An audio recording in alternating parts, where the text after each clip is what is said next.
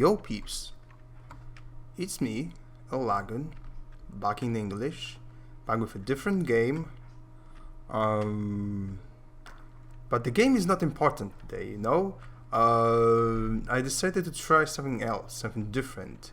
As you can see from the title, it's gonna be what just happened? A book review. A book review of this scary book. The book that is supposed to be one of the scariest books ever created and the most harmful and responsible for totalitarian regimes and deaths of millions of people. And just worst book ever. When you of course ask some people, for some other people, it's just a book. It's just a book from now an economist and sociologist and a philosopher called Karl Marx. Karl Marx was a German philosopher, economist, and one of the three fathers, along Max Weber and Emil Durkheim, of a social science called sociology. Das Kapital is probably one of his most famous books, probably the most famous book.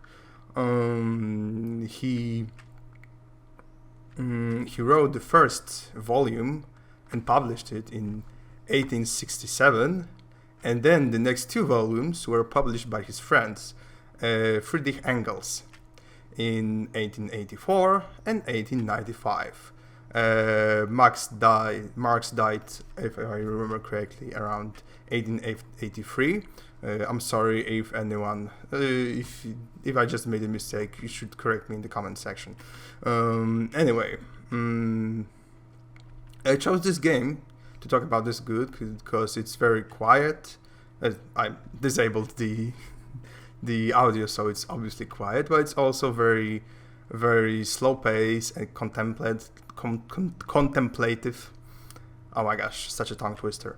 So it's perfect. It's perfect to just give you guys nice view and talk about stuff. So that's exactly what I'm gonna do. I'm gonna talk about stuff. And the stuff is Das Kapital. What is this scary book? Written by Karl Marx and based on Karl Marx's notes, as I mentioned, published later on by his friend Friedrich Engels. So what's the main idea? What's the main story? This review is not going to be super serious, by the way.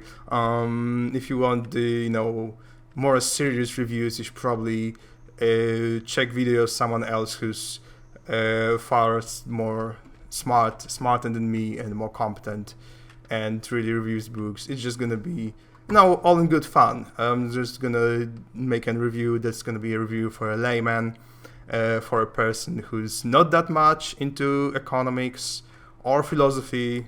So someone like me, I guess. Someone who just doesn't know what the book is talking about and would like to receive a simple overview.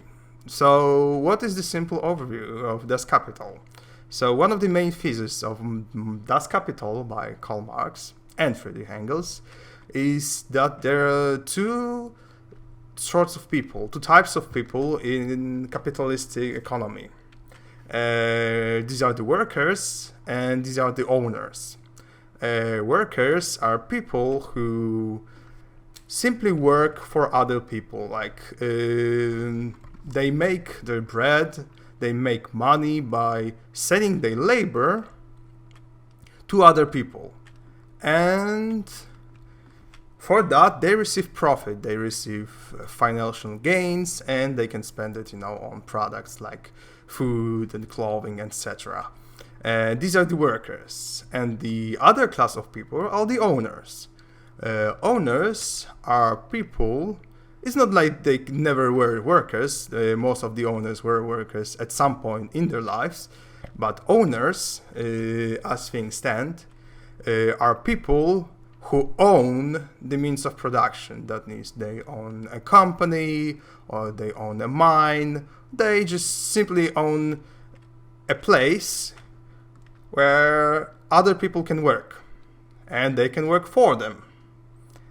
And owners profit from other people's work. It's simple as that. The workers sell their own labor to the owners, and owners, thanks to that, gain profit by by, well, in a way, exploiting the work of the labor of the workers. Alright. What also Marx stated in his book is that the whole basis, the whole incentive of capitalism is making profit by the owners on the work of the workers. That is, what Marx suggested in his book is that every worker works harder than they are paid. That is, the amount of labor they sell to the owners is never adequate. That is, the payment they receive is never adequate to the labor they provide. That's why every time in capitalism the thing is created, and the thing is called surplus value. Surplus value because there's this value of the work of the worker, right? And for the work, for the labor the worker provided, they are being paid. But they are being paid not the full value of the work, but most of it. But this little part that the owner of the means of production takes for themselves is called surplus value. Yeah, and that's most of it, actually. That's what the Das Kapital of Marx actually says. It also says a lot of other things, about that the banks are very exploitative, and they always, well, not always, but they usually cheat people on money, and they have a big impact on world economy and on the government. And there are many unethical, immoral aspects of capitalism, like exploitation of the workers when they don't receive, they don't have their rights respected and such. We have to remember that the book was written in the 19th century, and actually in 19th century England,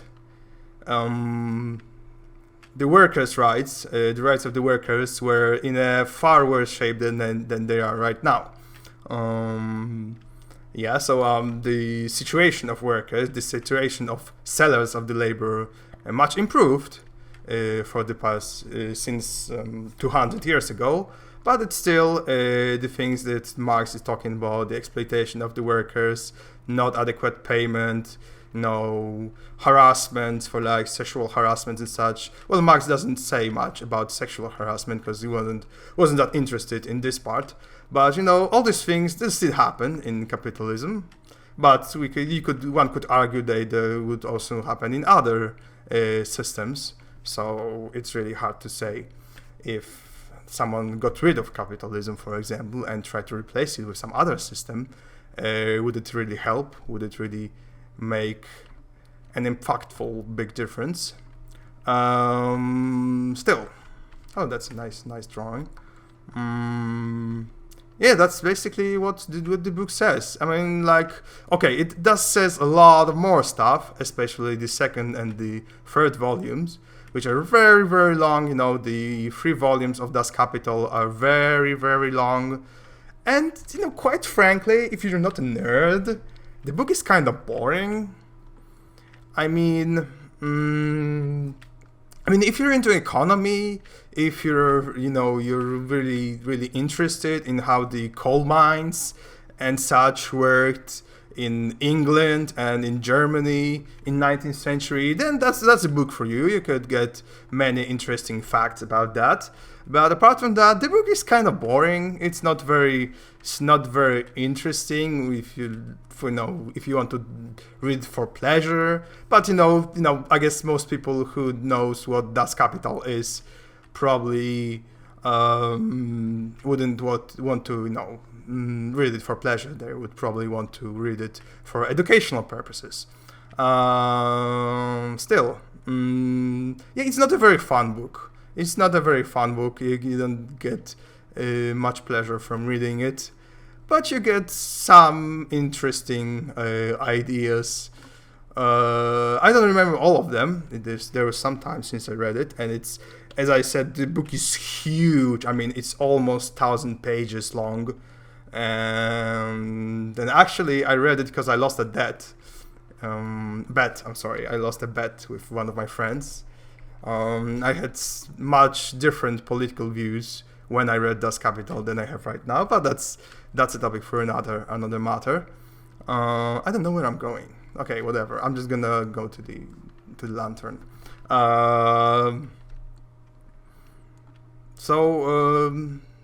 Yeah, I think that's about it. That's about sums it up.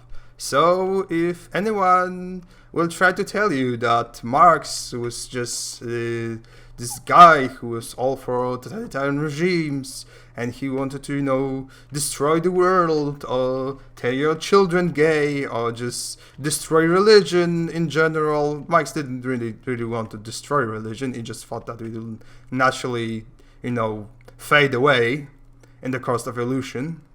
As we can see, he was probably wrong, because religion is still around.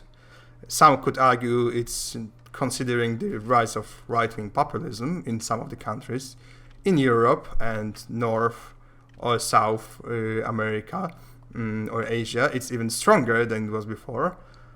Well, oh, there's loading screen.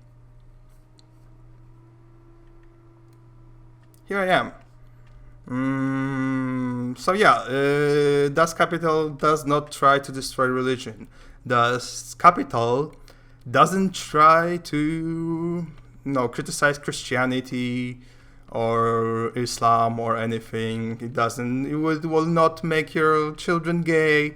It will not make your children turn your children into trans people.